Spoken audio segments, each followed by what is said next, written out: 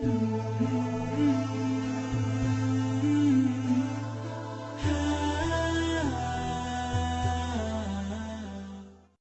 kalau mau tawakal sama Allah itu yang utuh, jangan tanggung.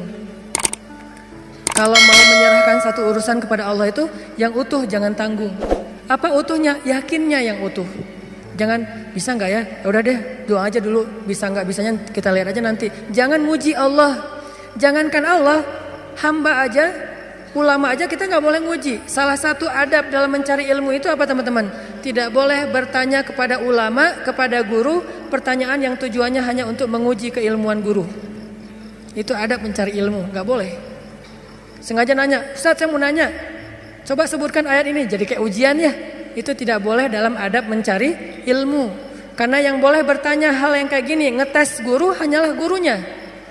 Sedangkan kita mendengar, kemudian berusaha untuk mengamalkan. Makhluk aja nggak boleh diuji, apalagi Allah Subhanahu wa taala. Kalau kita mau berprasangka baik, prasangka baik yang utuh. Ya Allah, inna sholati wa nusuki wa mahyaya wa mamati. Itulah makna dari husnuzon yang utuh kepada Allah Subhanahu wa taala. Aku tergantung prasangka hambaku kepadaku. Sehingga kalau kita yakin sama Allah, sebesar apa keyakinan kita, sebesar itu juga pertolongan Allah dalam hidup kita. Kalau kita pengen ngelihat keajaiban dalam hidup kita, berarti keyakinan kita kepada Allah harus ajaib. Kok kamu tenang-tenang aja sih? Kan ada Allah.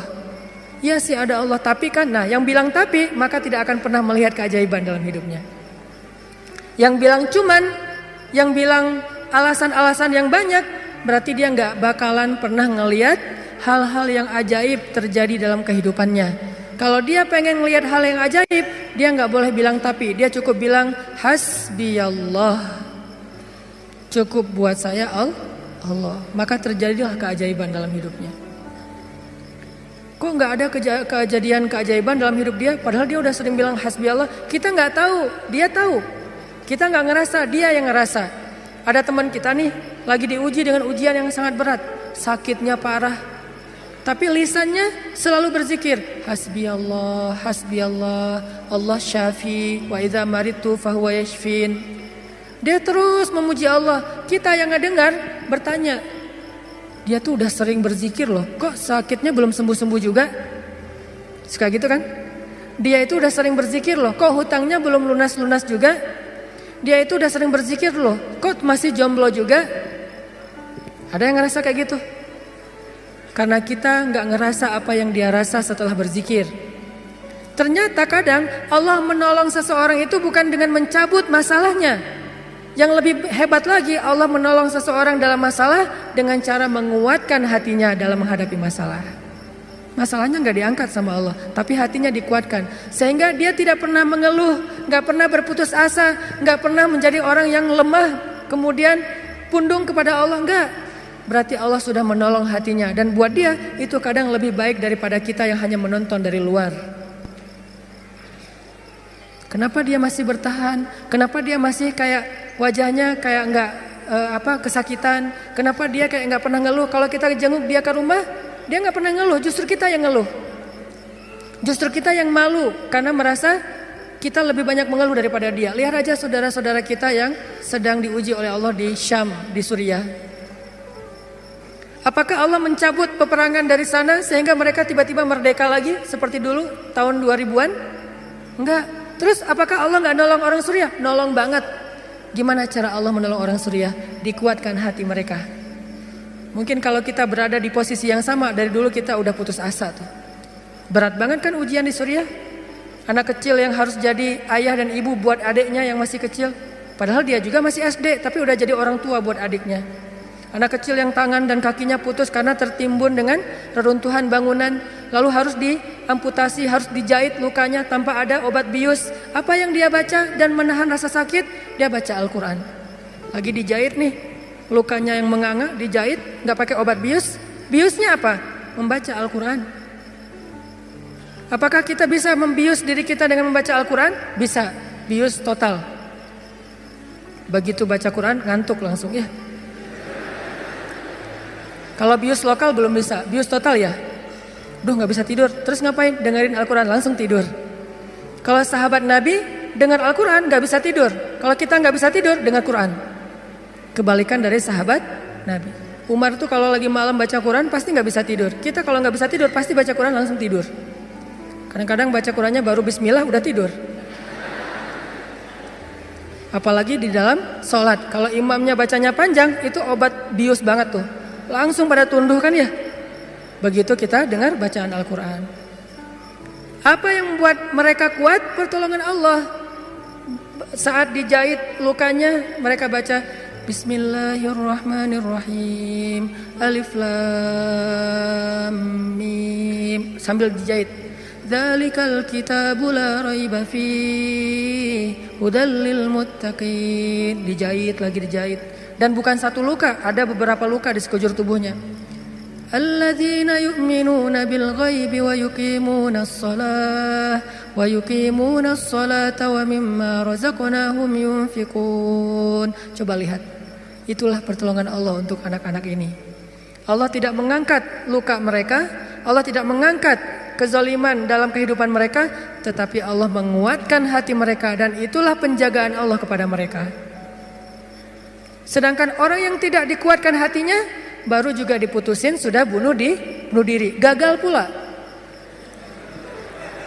Kalau bunuh diri berhasil masih mending, bunuh diri gagal lah gitu. Loncat dari jembatan kesangkut misalnya, nggak enak banget kan ya. Ada dulu yang pengen bunuh diri karena ditolak sama ceweknya. Kebetulan di depan rumah ceweknya itu ada truk lagi berhenti. Terus dia balapan, sengaja nabrakin dirinya ke truk yang lagi berhenti, tepat di depan rumah ceweknya. Kenapa? Pengen nunjukin ke ceweknya, aku gak bisa hidup tanpa kamu. Coba. Kenapa bisa kejadian kayak gini? Karena hatinya tidak dikuatkan. Kenapa ada orang yang berkali-kali diputusin, tetap aja datang lagi. Kuat banget tuh hatinya. Berkali-kali diputusin, datang lagi. Bukan datang ke yang lain, datang ke yang sama. Sampai orang yang putusinnya, yang putus asa memutuskan, akhirnya menerima. Nah, di sini berarti bukan soal layak dan tidak, soal siapa yang paling sabar ya. Kan kata Umar bin Khattab, rahasia kemenangan dalam satu pertarungan, ini yang ngomong jawaranya ya, Umar bukan saya.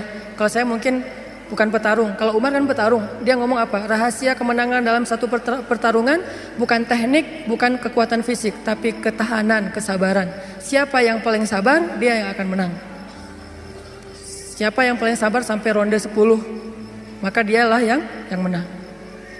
Begitu juga dalam kehidupan, siapa yang paling kuat, dialah yang akan sukses, yang paling sabar.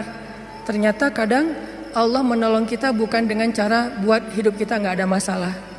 Justru kadang masalah itu kuliah buat kita. Masalah itu nyantri buat kita. Masalah itu kursus buat kita, biar kita mengerti kebaikan. Mengerti artinya menjadi orang yang tangguh. Tapi Allah kuatkan hati kita. Sehingga kita berbaik sangka. Ihfazillah yahfazka. Jaga Allah, Allah jaga kamu. Berbaik sangka kepada Allah. Misalnya lagi ada musibah. Oh, kayaknya Allah mau ganti yang lebih baik nih. Kayak gitu. Ada musibah langsung berbaik sangka, Allah mau ganti yang lebih baik. Istri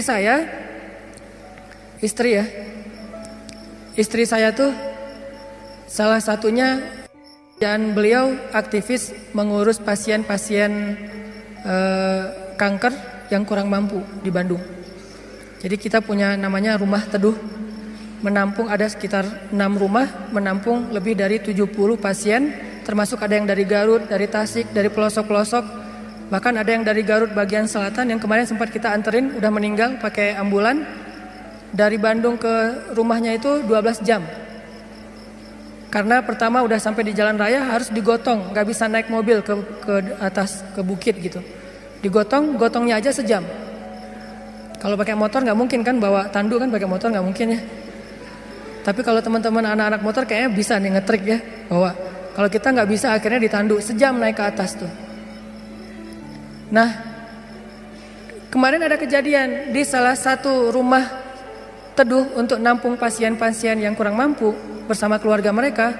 Ada satu pasien nyamar. Dia pura-pura sakit, terus tinggal di situ sehari. Tiba-tiba malam hari dia hilang. Semua HP keluarga pasien diambil, dibawa lari. Mencuri HP pasien kanker kurang mampu. Coba kurang apa dosanya tuh? Mencuri HP, nyopet HP orang di mall masih mending, dosa lah ya. Tapi nggak dosa segede itu ya, nggak berlipat-lipat. Ini dosanya apa? Mencopet, mengambil HP pasien, keluarga pasien kanker kurang mampu. Yang di HP itu satu-satunya alat untuk komunikasi, ngurus pengobatannya. Kita nelpon mereka juga di situ, nelpon dokter lewat HP itu, diambil sama dia. Hilang sekitar 5 HP, 5 pasien. Langsung kita coba snapgram di sosial media. Dalam hitungan jam Allah ganti HP yang lebih bagus, jumlahnya 2 kali lipat. Itu juga kita stop. Kalau enggak mungkin 10 kali lipat jumlahnya. Bisa jualan HP itu. Kita taruh Instastory, kita butuh HP nih. Ada 5 pasien kita yang kehilangan HP dalam satu musibah. Mudah-mudahan Allah ganti yang lebih baik. Ternyata langsung pada ngejapri, saya ganti. Bukan HP bekas, HP baru yang harganya mungkin lebih mahal berkali-kali lipat dari yang hilang. Dan jumlahnya berkali lipat dari yang hilang. Hilang 5, yang udah terkumpul dalam hitungan 1 jam 10. Itu langsung kita stop. Kalau enggak bisa 100 tuh. Lumayan kan, bisa buka lapak lagi tuh. Nah ternyata benar kalau kita berprasangka baik ke Allah. Akhirnya mereka pas dikasih HP yang baru bingung. Pak ini gimana cara memakainya nih? Karena HP yang mereka selama ini kan yang HP hitam putih yang agak gede yang bisa ngelemparin maling ya. Sekarang HP-nya slim, warna, bisa selfie. Mudah-mudahan sih nggak sibuk selfie ya. Nah alhamdulillah dikasih yang lebih baik. Coba berprasangka aja sama Allah. Dan itu mudah banget bagi Allah. Saya juga pernah hilang HP. Malam-malam mau ada acara tahajud bareng. Bangun tidur karena udah telat bangunnya. Acara tahajud jam 2, saya bangun di rumah jam 2. Kan telat banget tuh berangkat ke tempat masjidnya setengah jam paling cepat. Akhirnya karena panik saya ambil HP jatuh. Pas jatuhnya itu bagian layarnya langsung pecah, gak bisa lagi dipakai digit. Wah HP saya hilang, langsung doa Allahumma ajurni fi musibati wa akhluf li khairam minha. Ya Allah beri saya pahala dalam musibah saya, beri saya ganti yang lebih baik darinya. Waktu itu HP saya HP harga 2 juta. Paginya jam 10 pagi Allah ganti dengan Samsung Note 5 yang waktu itu harganya masih 10 juta. Coba langsung cash langsung dikasih sama Allah. Gimana caranya? Allah yang punya cara. Dan kita nggak harus tahu caranya karena ayatnya juga wa yarzuqhu min haitsu la yahtasib. Dari jalan yang Allah yang kalian tuh nggak pernah duga. Prasangka baik sama Allah. Ditolak, oh berarti akan diberikan yang lebih baik dari ini. Ditolak lagi, oh berarti lebih baik lagi. Cari lagi yang lebih baik, ditolak lagi. Makanya nyari yang terbaik. Begitu ditolak, Allah berarti akan menggantikan yang lebih baik dari dia. Itu ada cewek, Masya Allah, berhijab, hafal Al-Quran, juz 30. Lancar. Nih kayaknya tipe saya banget nih. Jadi saya gak perlu repot-repot ngajarin Al-Quran ke anak saya. Udah ada mamanya. Ini kayaknya cewek yang setia, keibuan. Kayaknya dia gak senang keluar, lebih senang di rumah. Pas banget dengan tipe kita misalnya. Ternyata pas datang ditolak, maaf saya udah tunangan. Lagi-lagi kayak gitu ya, gak survei dulu sih, langsung datang aja. Karena gak ada surveinya, datang ditolak. Oh mudah-mudahan dikasih yang tadi juz 30. Karena ditolak dikasih yang 30 juz. Tapi sekarang masih juz 30 juga bertahap. Pas sudah nikah nanti dia hafal Quran jadi 30 juz. Bisa kayak gitu, bisa banget. Kerjaan, ada satu kerjaan yang kita gak berhasil, satu usaha nih. Lagi mulai usaha kecil, modal 1 juta usaha. Ternyata ada yang gak jujur, kita ketipu, gagal. Jangan langsung berburuk sangka ke Allah, apa maunya lagi Allah nih. Saya kan melakukan usaha ini gara-gara saya meninggalkan riba. Masa saya meninggalkan riba tapi malah makin sulit? Kayaknya Allah gak rela ya, saya mau hijrah. Ya udah deh saya balik lagi, malah saya juga sama Allah. Kayak gitu kan? Berarti kita sudah berburuk sangka kepada diri kita sendiri. Harusnya, oh Allah gak mau ngasih saya rezeki yang receh kayak gini nih. Makanya dibikin ini ada masalah dikit, dikasih rezeki yang lebih besar. Usaha lagi. Dari mana? Kan udah habis modalnya. Bukankah Allah maha kaya? Bukankah Allah alam yajidka yatiman fa'awa wa wajadaka dhallan fahada wa wajadaka ailan fa'aghna, tinggal kita yakin aja dan berbaik sangka kepada Allah. Makin yakin dan makin berbaik sangka, makin Allah nunjukin hal-hal yang ajaib dalam hidup kita. Saya sering cerita, pasti teman-teman mungkin sebagian pernah dengar di YouTube. Gimana saya ngebuktiin kebesaran Allah dengan sedikit mengambil resiko gambling, yaitu berangkat ke luar negeri gak punya modal sama sekali, gak bawa duit 1 rupiah pun gak bawa, berangkat ke luar negeri. Terus apa keyakinan saya? Baik sangka kepada Allahnya. Saya cuma berbaik sangka waktu itu Allah di Indonesia sama Allah di Mesir itu sama. Beda gak Allah di Indonesia dengan di Mesir? Sama kan ya? Terus yang ngasih makan kita di Indonesia Allah, berarti yang ngasih makan kita di Mesir Allah juga. Ya udah, berarti nggak ada masalah. Orang yang ngasih makannya sama, kecuali yang ngasih makannya beda. Di Indonesia yang ngasih makan ayah, berarti di Mesir harus cari ayah mertua. Ayah bukan pemberi makan, tetapi ayah yang dengan lewat dialah Allah memberi kita makan. Tapi punya cara yang lain, Allah lah pemberi makan. Akhirnya saya berangkat. Allah di Indonesia dengan Allah di Mesir sama. Apakah Allah akan mengecewakan hambanya yang berbaik sangka? Enggak. Ternyata terbukti banget teman-teman. Saya malah merasa sangat diperlakukan dengan istimewa oleh Allah sepanjang perjalanan sampai pulang lagi ke Indonesia. Enggak kelaparan sama sekali. Ikhtiar. Cuman kadang kita ikhtiar habis-habisan, kalau Allah mengatakan tidak ya tetap aja nggak bisa. Ada juga orang yang ikhtiarnya biasa-biasa aja, Allah bilang ya, dapatnya lebih dari apa yang dia ikhtiarkan. Saya jual bakso, jual doang, yang masak teman, karena saya nggak bisa masak. Saya bilang ke teman, lo masakin bakso, nanti biar gua yang jual, nanti bagi 2, lo 30%, saya 70%. Oh ya boleh, dia masak, terus saya jualan bakso ke warga Indonesia yang ada di Mesir, plus warga Malaysia, karena Malaysia lebih banyak daripada Indonesia. Indonesia sekitar 3.000, Malaysia sekitar Indonesia sekitar 6.000, Malaysia sekitar 12.000, 2 kali lipat jumlah mahasiswa Malaysia. Jualan. Lagian kalau orang Malaysia mungkin karena nggak terbiasa makan bakso, nggak bisa ngebedain bakso enak dan nggak enak ya, jadi lebih aman nih. Jangan jual bakso ke orang Bandung, ketahuan banget nggak enaknya. Karena orang Jawa Barat kan banyak jual bakso tuh. Oh ini gak kayak bakso di tempat saya, jual bakso ke mereka. Dan saya ngasih jumlah pentol baksonya tergantung mood. Kalau orangnya kayaknya nyaman nih, enakan nih, kasih banyak. Kalau orangnya nyebelin, kasih aja 2, cukup lah. Datang wajahnya cemberut gitu, mau apa? Beli bakso. Oh ya 2, kasih aja. Terus temennya, Mas, iya, mau apa? Mau beli bakso? Boleh? Oh boleh. Oh, kasih 10. Akhirnya pas makan berdua ngeliat sebelah, kok beda? Beda amalan. Rugi kah? Nggak rugi, untung juga gede. Bakso, catering, jual dolar keliling. Terus pokoknya ada adik-adik kelas baru datang langsung dipalakin. Dolarnya sini. Langsung kasih dengan pon Mesir. Dolar. Dalam sehari bisa dapat $1.000, lumayan. Sampai akhirnya setelah saya berangkat ke Mesir, justru nafkah keluarga saya lebih lancar daripada saya di Indonesia. Buktinya apa? Adik-adik itu sekolah saya biayain, kirim dari Mesir, dari mulai dia SD, SMP, SMA dibiayain. Terus ibu nanya, saya nanya ke ibu, Mak, kan di Aceh, Mak butuh apa di rumah? Kalau abang ada duit lebih, Mak pengen beli kulkas. Karena seumur-umur saya, kita belum pernah punya kulkas sendiri, rumah juga ngontrak.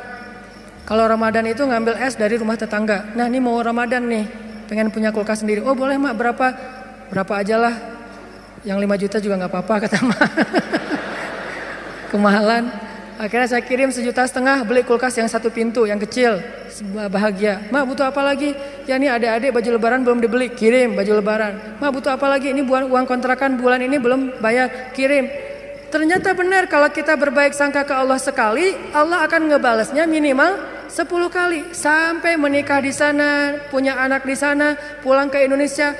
Saya sering gambling dengan cara berbaik sangka kepada Allah. Tapi jangan gambling sesuatu yang Allah gak janjikan ya. Saya berbaik sangka ke Allah, berdiri aja di rel kereta, pasti gak akan ditabrak lah. Allah gak pernah bilang siapa yang berdiri di rel kereta akan aku tolong dan tidak akan ditabrak. Gak ada janji Allah kayak gitu. Ada gitu ayatnya? Coba gambling ke yang ada ayatnya. Siapa yang bertakwa pasti akan aku kasih jalan keluar. Siapa yang bersabar pasti aku berikan pertolongan. Siapa yang sholat pasti aku akan membantu dia. Yang Allah udah janjiin, maka gamblinglah dengan hal itu. Ambillah resiko dengan janji-janji itu. Tapi kalau Allah nggak ngejanjiin apa-apa, jangan ambil resiko. Karena Allah juga nggak punya perjanjian. Siapa yang loncat dari tower pasti akan selamat. Nggak ada ayatnya, nggak ada hadisnya. Siapa yang minum racun nggak apa-apa, karena dia minum racunnya ikhlas. Nggak ada minum racun ikhlas. Ini teman-teman, berbaik sangka kepada Allah, maka kita nggak bakalan kecewa. Ada masalah apa aja, balikin lagi ke Allah. Oh, ini kayaknya Allah pengen ngasih kebaikan. Yang baik-baik aja yang dipikirin tentang Allah. Begitu sekali kita berburuk sangka ke Allah, sekali itu kita telah memberikan kesempatan buat diri kita untuk celaka atau mendapatkan kerugian. Aku tergantung prasangka hambaku kepadaku. Makanya cerita yang paling populer yang kita baca di Al-Quran itu ketika Nabi hijrah ke Madinah. Apakah perjalanan hijrah Nabi mudah? Enggak. Jadi kalau kita ngerasa perjalanan hijrah kita itu enggak mudah, berarti kita juga ngerasain apa yang dirasakan Nabi Muhammad SAW. Bukan kita doang yang susah dalam hijrah, Nabi juga susah, padahal Nabi lebih dekat ke Allah daripada kita. Yang mudah itu siapa? Umar. Itu hijrah yang paling mudah. Sebelum hijrah, posting dulu. Besok mau hijrah, hari ini posting. Captionnya apa? Wahai orang-orang Quraisy, ketahuilah bahwa saya besok bakalan hijrah. Siapa yang pengen istrinya jadi janda, anaknya jadi yatim, tunggu saya di balik bukit itu. Langsung share location, bukit yang mana. Umar tuh yang posting dulu. Gak ada yang berani nge-like coba. Sepi aja tuh postingan Umar yang paling sepi itu. Gak ada yang berani nge-like, gak ada yang berani komen. Diem aja, anteng. Besoknya Umar hijrah. Ada gak yang berani nungguin Umar di luar kota? Gak ada. Yang berani mencegat Umar? Gak ada. Karena mencegat Umar sama aja dengan bunuh diri. Ada dua orang yang gak berani dicegat di Quraisy tuh, Umar sama Hamzah. Sedangkan Rasul dan Abu Bakar orang yang dianggap lemah. Walaupun sebetulnya Nabi kuat, cuman gak pernah bertarung, gak pernah mukul orang sehingga gak ditakuti. Kalau adu kekuatan pasti Nabi itu paling kuat, cuma kan gak pernah mukulin orang, sehingga dianggap ini mah orang gak menakutkan. Kalau Umar kan sering mukul orang, bukan sering, hobi itu. Sebelum hijrah, hobi mukul orang. Sama kayak Nabi Musa, hobi noel orang, noel aja mati. Lo apaan sih? Mati. Kan orang Kipti kan ditoel sama Nabi Musa, belum diapa-apain, baru ditakol dikit lah, udah mati. Ini Umar. Paling gampang hijrah itu Umar, sedangkan Nabi sendiri yang lebih soleh daripada Umar, susah hijrahnya. Harus sembunyi-sembunyi, harus diam-diam, harus ngambil arah yang berlawanan dari kota Madinah. Kota Madinah ke sebelah sini, Nabi malah perginya ke sebelah sini. Bukan mendekat, malah menjauh dari Madinah. Terus masuk ke dalam sebuah lubang, bukan goa, lubang. Lubang kecil namanya di atas Jabal Sur, sehingga disebut dengan Gua Sur. Sembunyi berdua sama Abu Bakar di situ nyumput. Ketahuan juga tuh takdir Allah. Kenapa Allah nggak buat orang-orang menjauh biar Abu Bakar dengan Rasulullah itu enak di dalam tempat itu, nggak ada yang ganggu. Sengaja Allah bikin skenarionya kayak gitu. Untuk apa? Untuk tunjukkan bahwa Allah Maha Kuasa.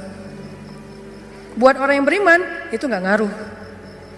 Mau kayak gimana juga sulitnya nggak ngaruh. Yang penting Allah ridho. Itu aja yang penting.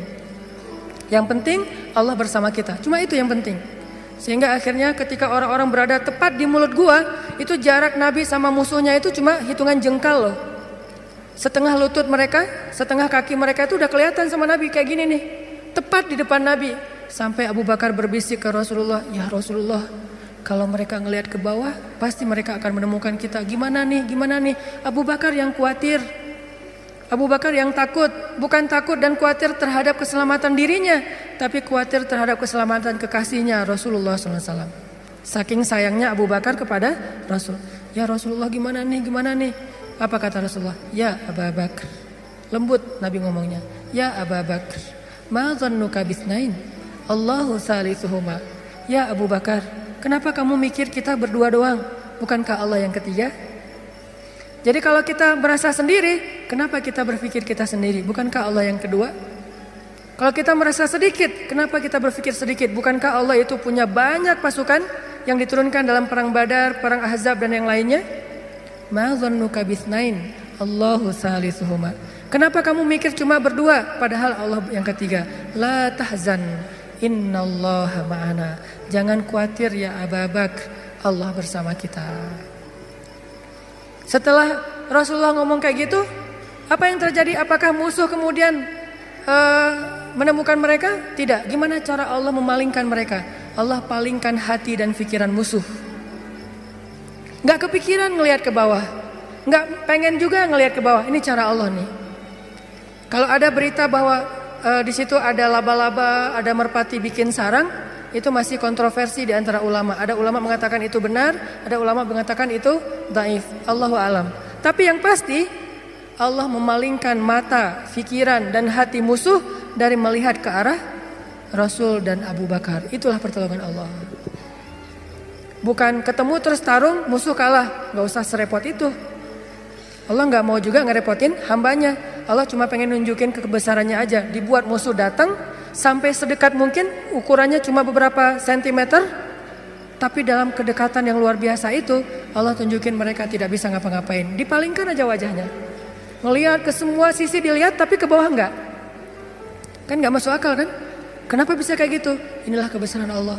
Padahal harusnya ngelihat ke semua sisi, termasuk lihat ke bawah, ada orang enggak di dalam lubang-lubang itu. Enggak kepikiran sama sekali. Apakah satu orang musuh? Ada puluhan musuh.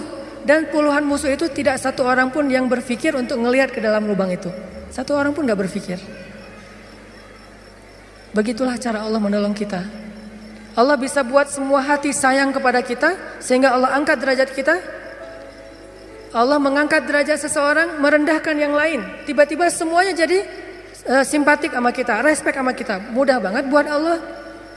Dan kita melihat itu dalam banyak kejadian dalam kehidupan kita. Ada orang yang tiba-tiba muncul, ada orang yang tiba-tiba tenggelam, dan itu cara Allah. Ada yang orang tiba-tiba Allah buat dia terkenal, tiba-tiba orang dihindarkan dari semua orang, tinggal sendiri. Itu sangat mudah buat Allah. Makanya berbaik sangkalah kepada Allah dalam semua urusan. Sehingga ketika kita berbaik sangka kepada Allah, Allah akan memperlakukan kita seperti apa yang kita persangkakan. Jaga Allah, Allah jaga kita. Itu satu. Hari ini dua aja nih. Gimana maksud jaga Allah sehingga Allah jaga kita? Satu, berbaik sangka. Kedua, arti jaga Allah, Allah jaga kita ada di Al-Baqarah. Fadhkuruni azkurukum. Ingatlah Allah ketika kita senang, nanti Allah ingat kita ketika kita susah. Itu ayatnya. Walaupun terjemahannya nggak sejelas itu. Terjemahannya ingat aku ingat kamu. Tapi tafsirnya maksudnya ingat aku ketika kamu lagi senang, ketika kamu lagi lapang, ketika kamu merasa gak butuh, nanti aku akan ingat kamu ketika kamu lagi susah, lagi sempit, lagi butuh. Fadhkuruni adzkurkum. Jangan cuma ingat Allah pas kita butuh, sehingga nanti Allah baru akan ingat kita di kebutuhan berikutnya. Karena Allah membalas perbuatan kita, bukan langsung waktu itu. Jadi kalau kita mau ditolong ketika susah, jadilah orang yang selalu mengingat Allah ketika kita senang. Lagi gak ada masalah nih, tetap ingat Allah. Gimana ingat Allah ketika kita lagi senang? Bersyukur.